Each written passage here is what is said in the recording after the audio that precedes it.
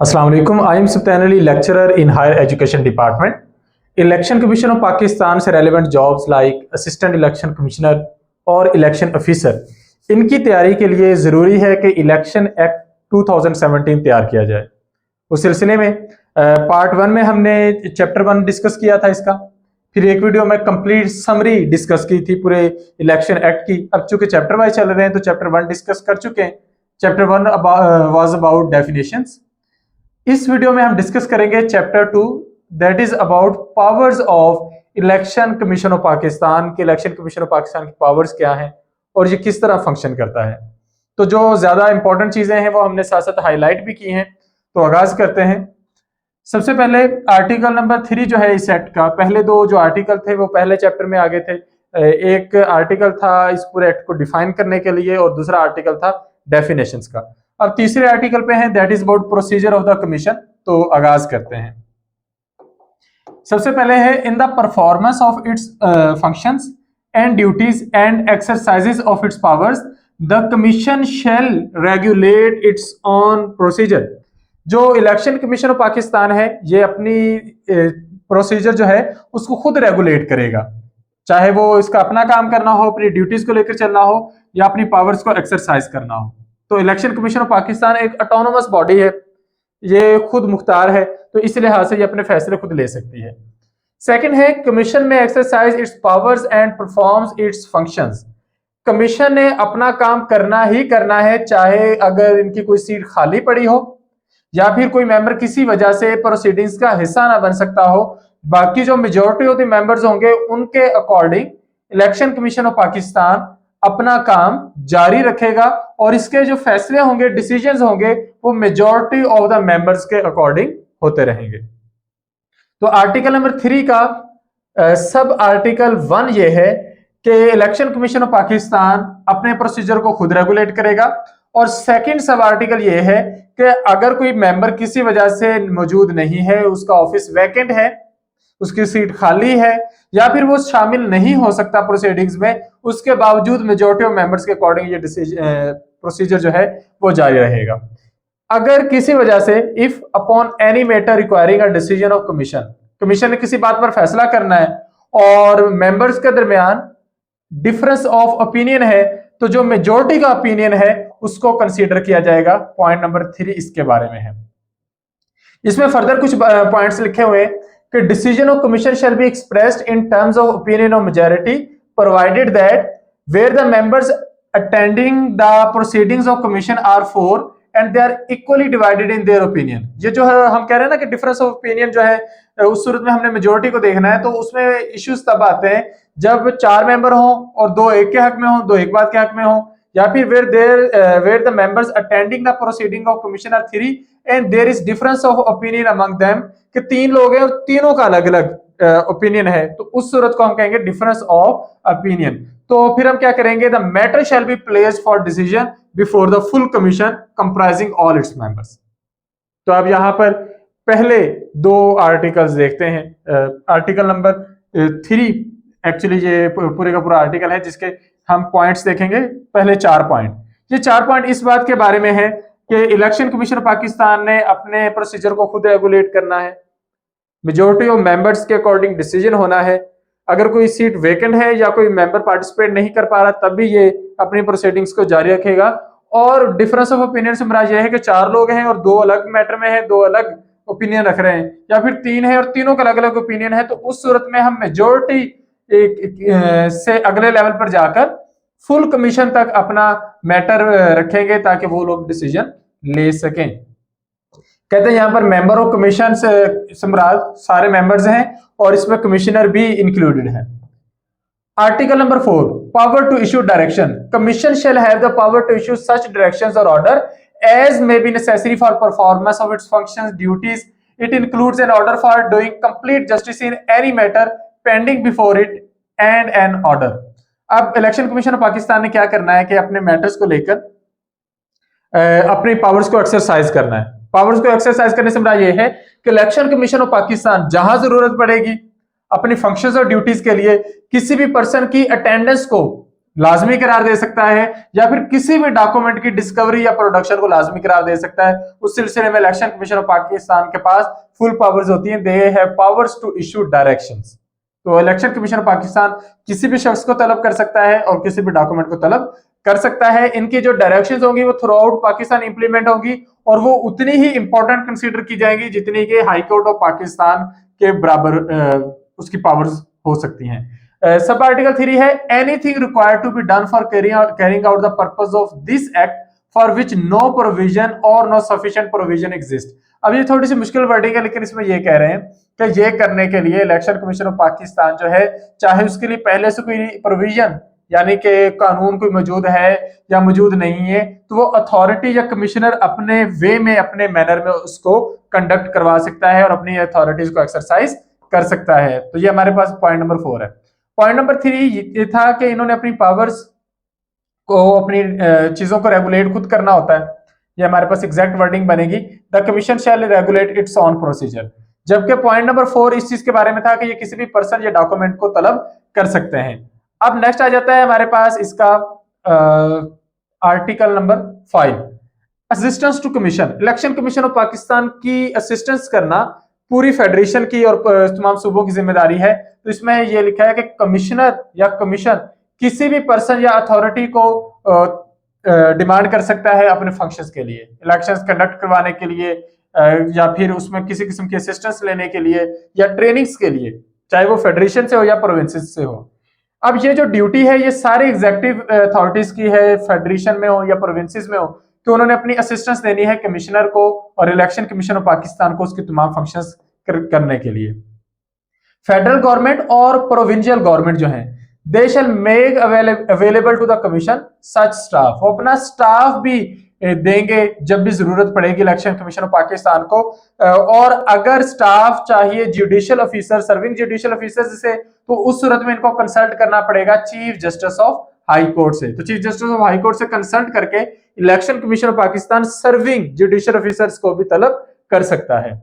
अच्छा, जब एक दफा इलेक्शन प्रोग्राम इशू हो जाएगा, तो जब तक कामयाब उम्मीदवारों के नाम ऑफिशियल गजट में पब्लिश नहीं हो जाते, तो कोई भी गवर्नमेंट, कोई भी authority, they shall not post or transfer any official appointed or deputed in connection with an election।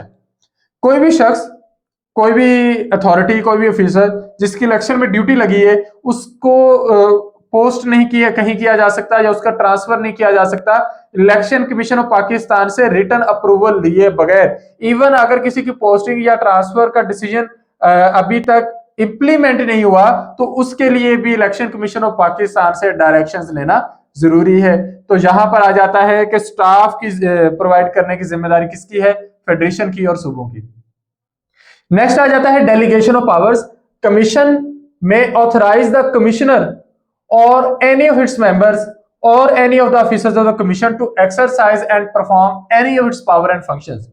Election commission of Pakistan full powers देता है कमिश्नर को, मेंबर्स को, ऑफिसर्स को, कि वो अपनी पावर्स को एक्सरसाइज कर सके। अब कमिश्नर क्या कर सकता है, कमिश्नर अपॉइंटमेंट कर सकता है ऑफिसर्स की, स्टाफ के पूरे इलेक्शन प्रोसीजर को लेकर।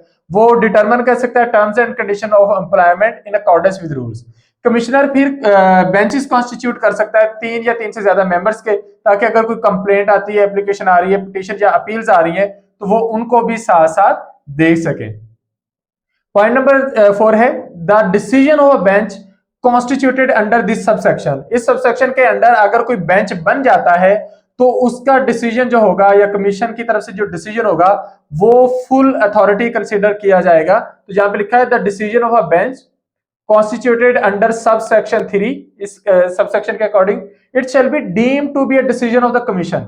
इसको इलेक्शन कमीशन ऑफ पाकिस्तान का डिसीजन ही कंसीडर किया जाएगा। डीम का मतलब था कंसीडर करना, एक्सेप्ट सवाए वहां जहां पे due to difference of opinion among members of bench the matter is required to be placed. अगर डिफरेंस ऑफ ओपिनियन आ गया तो फिर फुल कमीशन के सामने मैटर को लाना पड़ेगा, अदरवाइज उनका किया गया फैसला इलेक्शन कमीशन पाकिस्तान का फैसला माना जाएगा। Point number 7, power to requisition property. Election commission Pakistan provincial government से, डिप्टी कमिश्नर से, पॉलिटिकल एजेंट से या हेड ऑफ डिस्ट्रिक्ट एडमिनिस्ट्रेशन से या कोई भी ऑफिसर, कोई भी अथॉरिटी, उसका कोई भी नाम है, उससे व्हीकल, वेजल या ट्रांसपोर्टेशन का कोई भी जरिया डिमांड कर सकता है। इलेक्शन कमीशन ऑफ पाकिस्तान को ट्रांसपोर्टेशन किस मकसद के लिए चाहिए होती है? पोलिंग स्टेशन की तरफ सामान लाने ले जाने के लिए, उसमें बैलेट बॉक्सेस और दूसरा मटेरियल होता है, या ऑफिसर्स की ट्रांसपोर्ट के लिए। तो उसके लिए इन सारी अथॉरिटीज से कभी भी मोड ऑफ ट्रांसपोर्टेशन मांगा जा सकता है। Provincial government, deputy commissioner, political agent और हेड ऑफ डिस्ट्रिक्ट एडमिनिस्ट्रेशन ये व्हीकल देंगे, लेकिन ये कभी भी ऐसे बंदे से व्हीकल लेकर नहीं देंगे जो खुद इलेक्शन में कैंडिडेट है, जो खुद सियासी सरगर्मी में मुलव्वस है, तो उसकी व्हीकल यूज नहीं की जाएगी, उसकी वेसल यूज नहीं की जाएगी। Any person authorised in this behalf by the provincial government may take possession of vehicle, vessel और other means of transportation requisition and may for that purpose use such force including police force। अब government जो है वो इस मकसद के लिए transporters हैं या कोई भी है उनसे व्हीकल डिमांड कर सकती है। अब जिस पर्सन को अथॉरिटी दी गई है वो जाकर व्हीकल डिमांड करेगा, उसके लिए वैसे तो मामला सुलह से ही हो जाते हैं, लेकिन अगर कहीं पर ट्रांसपोर्टर्स कहते हैं कि हमने व्हीकल नहीं देनी तो उनको व्हीकल देनी पड़ती है। उसके लिए जिस पर्सन को अथॉरिटी मिली होती है वो पुलिस फोर्स का या किसी भी फोर्स का यूज कर सकता है। अच्छा, अब पॉइंट नंबर 4 में ये है कि ये जो भी व्हीकल्स वगैरह ली जाती है इनकी पेमेंट की जाती है। There shall be pay to the owner for the compensation the amount of which shall be determined by provincial government. Provincial government या ऑफिसर कोई अमाउंट तय करेगा और वो अमाउंट उनको पे की जाएगी। पॉइंट नंबर 5 ये है कि अगर कोई पर्सन कहता है कि वो उस अमाउंट से सेटिस्फाई नहीं है तो उस सूरत में वो अपील करेगा, तो कोई एप्लीकेशन अपनी सबमिट करवाएगा प्रोविंशियल गवर्नमेंट को, तो कोई न्यूट्रल पर्सन जो होगा वो उस मामले को तय कर देगा और अमाउंट ऑफ कंपनसेशन जो है उसको पे कर दी जाएगी। Point number 8, power of commission to ensure fair elections. Election commission of Pakistan ने फेयर इलेक्शंस करवाने होते हैं, उसके लिए वो सारे रूल एंड रेगुलेशंस फॉलो करेंगे, लेकिन अगर कहीं पर उन्हें लगता है कि मेल प्रैक्टिस हो रही है, कोर्जन हो रही है, इंटिमिडेशन हो रही है या प्रेशर हो रहा है। कोर्जन होती है कि एक थ्रेट या प्रेशर क्रिएट करके लोगों को किसी खास तरफ वोट देने पर आमादा करना या वोट देने से रोकना। तो अगर इस तरह की कोई मेल प्रैक्टिस चल रही है तो इलेक्शन कमीशन ऑफ पाकिस्तान एक या अक्सर पोलिंग स्टेशन और इवन पूरी कॉन्स्टिट्यूएंसी का जो पोल है वो जहां जहां पर गड़बड़ हो रही होगी वहां पर वो स्टॉप करवा सकते हैं। फिर इसके अलावा review and order passed by an officer under this act और the rules including rejection of a ballot paper. ये जो इलेक्शन कमीशन ऑफ पाकिस्तान है वो बैलेट पेपर के रिजेक्ट होने को रिव्यू कर सकता है। पॉइंट नंबर सी ये है, they issue such instructions, exercise such powers and make such orders as may in its be necessary for ensuring that election is conducted honestly. Election को ईमानदारी से करवाने के लिए, फेयरली करवाने के लिए और एक्ट के रूल्स के अकॉर्डिंग करवाने के लिए वो अपनी पावर्स को एक्सरसाइज कर सकते हैं। Power of the commission to declare a poll void, अगर किसी जगह पर इलेक्शंस हो गए तो उसके बावजूद भी इलेक्शन कमीशन जो है वो किसी पोल को वॉइड करार दे सकता है। अब उस सूरत में समटाइम्स इलेगलिटीज सामने आ जाती हैं, समटाइम्स वीडियोस बाद में सामने आ जाती हैं, या पता चल जाता है कि फलां पर्सन या फलां पोलिंग स्टेशन पर गड़बड़ हुई है, या पर कहीं पर खवातीन को वोट देने से रोका गया है, तो उस सूरत में उस पोलिंग स्टेशन का जो पोल होगा उसको वॉइड यानी कि कैंसल डिक्लेयर किया जा सकता है। अब ये जो खवातीन का वोट देने वाला मामला है इसमें यह है कि अगर किसी जगह पर वीमेन का टर्नओवर टोटल वोट्स की तादाद से लेस देन 10% हो तो उस सूरत में कमीशन ये प्रिज्यूम करेगा कि वहां पर खवातीन को वोट देने से रोका गया है। तो ये चीजें हैं वीमेन एम्पावरमेंट के लिए। नेक्स्ट पॉइंट है, notwithstanding the powers conferred on it by subsection, the commission may order filing of complaint under this act. जो कमीशन है वो कंप्लेंट फाइल कर सकता है before a court of competent jurisdiction against persons who entered into the agreement। यानी कि election commission of Pakistan खुद भी एक्शन ले सकता है या फिर ऑर्डर कर सकता है कि फाइल कंप्लेंट जो है वो फाइल की जाए उन लोगों के खिलाफ जिन्होंने खवातीन को वोट देने से रोका है या मेल प्रैक्टिस की वजह बने हैं। नेक्स्ट पॉइंट है, notwithstanding the publication of the name of a returned candidate under section 98, the commission may exercise the powers conferred on it by subsection. ये मुश्किल वर्डिंग आपको कहीं ना कहीं थकाएगी, लेकिन यहां पर ये लिखा हुआ है कि before the expiration of 60 days after such publication के रिटर्न कैंडिडेट्स की अनाउंसमेंट होगी, उसके बाद 60 दिन के अंदर अंदर जो कमीशन है वो रोक सकता है, वो जो उसने पोल्स का रिजल्ट डिक्लेयर किया है वो उसको वॉइड करार दे सकता है, क्योंकि बाद में रेगुलरिटी वगैरह मिल सकती है। और इनका जो लिया गया डिसीजन है, the election of the return candidate shall be deemed to have become final. अगर तो उन्होंने तब तक डिसीजन नहीं लिया तो फिर उसका जो रिटर्न कैंडिडेट है जिसका ये पब्लिकेशन हो चुकी है कि ये सिलेक्ट हो गया है, उसका रिजल्ट भी फाइनल डिक्लेयर हो जाएगा। लेकिन अगर 60 दिन तक उसका जो वोट है वो चैलेंज हो जाता है, वो कोई पोलिंग स्टेशन वॉइड डिक्लेयर हो जाता है, तो उस सूरत में वो जो फाइनल कैंडिडेट जीता था वो उसका रिजल्ट तब्दील भी हो सकता है। While exercising the powers conferred on it by subsection 1, the commission shall be deemed to be an election tribunal। जो इलेक्शन कमीशन है वो खुद ही इलेक्शन ट्राइब्यूनल के बराबर माना जाएगा और उनकी बात जो है वो फाइनल कंसीडर की जाएगी। कोई भी पर्सन जिसे इलेक्शन कमीशन ऑफ पाकिस्तान के फैसले पर रजामंदी नहीं है वो 30 दिन के अंदर अंदर अपनी शिकायत या अपनी अपील जमा करवा सकता है। Power to punish for contempt, जिस तरह एक अदालत के पास पावर होती है कंटेम्प्ट ऑफ कोर्ट की, तो इलेक्शन कमीशन ऑफ पाकिस्तान के पास भी हाई कोर्ट के बराबर पावर होती है कि किसी भी पर्सन को पनिश कर सके फॉर कंटेम्प्ट ऑफ कोर्ट। तो यहां पर जो कोर्ट है उसको रिप्लेस कर देगा इलेक्शन कमीशन और जज को रिप्लेस कर देगा कमिश्नर। एक्सपेंडिचर्स अखराजात कौन पे करेगा इलेक्शन के? इलेक्शन के अखराजात आते हैं फेडरल कंसोलिडेटेड फंड से, और ये with in the meaning of article 81। ये आप दोनों चीजें याद कर लें इंफॉर्मेशन के पॉइंट ऑफ व्यू से। अच्छा, the commissioner shall have full financial powers. Commissioner के पास फुल पावर्स होंगी सारे एक्सपेंडिचर की, बजट एलोकेशन की, इवन पोस्ट नई क्रिएट करनी है तो उसके लिए भी। Measures for training and public awareness, वक्तन फवक्तन ट्रेनिंग या अवेयरनेस कैंपेन्स हो सकती हैं। इलेक्शन से पहले प्रॉपर ट्रेनिंग प्रोग्राम्स होने होते हैं, तो इलेक्शन कमीशन ऑफ पाकिस्तान ने प्रॉपर खर्चा करना होता है फॉर कंडक्टिंग ट्रेनिंग प्रोग्राम्स। और ये ट्रेनिंग प्रोग्राम जो होते हैं इसके लिए कोई भी गवर्नमेंट का ऑफिशियल मांगा जा सकता है। इलेक्शन के अपने ऑफिशियल्स तो होते ही हैं कमीशन के, लेकिन गवर्नमेंट का, कॉर्पोरेशंस का, ऑटोनोमस सेमी ऑटोनोमस बॉडीज का, या गवर्नमेंट के कंट्रोल में कोई बॉडीज है या जुडिशरी है, इनमें से किसी भी पर्सन को ट्रेनिंग के लिए कॉल किया जा सकता है। फिर election commission of Pakistan advice करता है पब्लिक अथॉरिटीज को, एजुकेशनल और ट्रेनिंग इंस्टीट्यूशंस को कि वो अवाम में जो नॉलेज है वो डिसिमिनेट करे, फैलाए। किस चीज के बारे में? इलेक्शन के लॉज के बारे में और इलेक्शन अच्छे किस तरीके से हो सकते हैं। फिर पब्लिक अवेयरनेस के लिए बहुत सारे seminars election commission of Pakistan वक्तन फवक्तन करवाता रहता है, जिसमें बताया जाता है कि मैक्सिमम वोट इनरोलमेंट की क्या अहमियत होती है, वोट टर्नओवर की क्या अहमियत होती है, वीमेन की पार्टिसिपेशन की क्या अहमियत होती है, ये सारी चीजें इसमें शामिल हैं।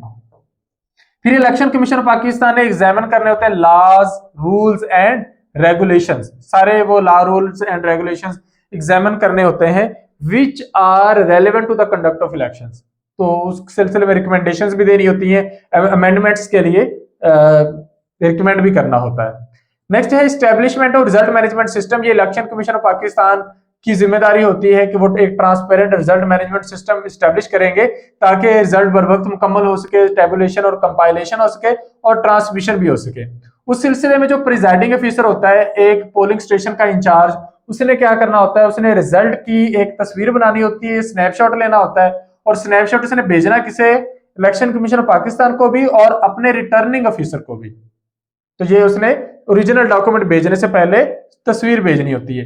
रिटर्निंग ऑफिसर ने प्रोविजनल रिजल्ट्स कंपाइल करने होते हैं और जितनी जल्दी मुमकिन हो सके, रात के 2 बजे से पहले पहले उन्होंने कहा है, लेकिन समटाइम नहीं भी हो पाता, तो उसने भेजने किसे होते हैं? इलेक्शन कमीशन ऑफ पाकिस्तान को एज सुन एज पॉसिबल, ताकि बड़ी सतह पर जो रिजल्ट्स हैं वो कंपाइल किए जा सके। अगर किसी वजह से रिजल्ट्स इनकम्प्लीट है तो तब भी वो अवेयर करेगा, वो बताएगा कि रिजल्ट्स इस वजह से इनकम्प्लीट है, इसे मुकम्मल किया जा रहा है। रिटर्निंग ऑफिसर इलेक्ट्रॉनिकली सेंड करेगा कमीशन को प्रोविजनल रिजल्ट्स की स्कैंड कॉपी और consolidated statement of the results of the count और फाइनल कंसोलिडेटेड रिजल्ट। तो ये सारे रिजल्ट्स वो भेजेगा, ballot paper accounts, results of count, ये सारी चीजें वो इलेक्ट्रॉनिकली भेजेगा और उसके बाद ओरिजिनल डॉक्यूमेंट्स भेजेगा थ्रू मैसेंजर या किसी भी ऐसे तरीके से जो तेजी से लेकर जा सके। कोई अर्जेंट मेल सर्विस हो सकती है या कोई अथॉरिटी हो सकती है। Commission shall publish the documents received. इसने डॉक्यूमेंट रिसीव करने होते हैं with gender disaggregated data of turnout on its website. Action plan की बात करें तो इलेक्शन कमीशन ऑफ पाकिस्तान ने कम से कम 4 महीने पहले एक्शन प्लान देना होता है। इस एक्शन प्लान में कौन कौन सी चीजें शामिल होती हैं? डिलिमिटेशन ऑफ कॉन्स्टिट्यूएंसीज, कि जितनी भी कॉन्स्टिट्यूएंसीज बननी है उनकी हदूद का तयन कैसे होगा। इलेक्टोरल रोल, वो जो इंतखाबी फरिश्तें बननी होती हैं उनमें से उनको रिवाइज करना जरूरी होता है, उसमें जिन लोगों के नाम निकालने हैं वो निकाल दिए जाते हैं, जो ऐड करने हैं वो ऐड किए जाते हैं, जो चेंज करने हो वो चेंज किए जाते हैं। फिर पॉलिटिकल पार्टीज की लिस्ट बनानी होती है, सिंबल्स एलोकेट करने हैं, अपॉइंटमेंट एंड ट्रेनिंग करवानी होती है, डिस्ट्रिक्ट रिटर्निंग ऑफिसर की, returning officer, presiding officers, assistant returning officer भी हैं, असिस्टेंट प्रिजाइडिंग ऑफिसर्स भी हैं, पोलिंग ऑफिसर्स भी हैं और दूसरे इलेक्शन ऑफिशियल्स भी हैं। कॉन्स्टिट्यूएंसी वाइज लिस्ट बनानी होती है पोलिंग स्टेशंस की और पोलिंग पर्सोनल्स की। फिर determination and printing of requisite number of ballot papers, ये बनाना इनकी जिम्मेदारी है। ट्रांसपेरेंट रिजल्ट मैनेजमेंट सिस्टम भी एक्शन प्लान में आएगा। नई टेक्नोलॉजी का इंट्रोडक्शन, इलेक्शन ऑब्जर्वर्स जो होते हैं मीडिया से आते हैं उनकी अरेंजमेंट, अपीलेट और इलेक्शन ट्राइब्यूनल का appointment, security measures, monitoring mechanism, ये सारे इसमें शामिल होते हैं। The commission shall carry out a post election review of implementation of action plan to ascertain shortcomings, तो ये एक पोस्ट इलेक्शन रिव्यू भी लेंगे कि कौन कौन सी चीजें जो इंप्रूव करना जरूरी है।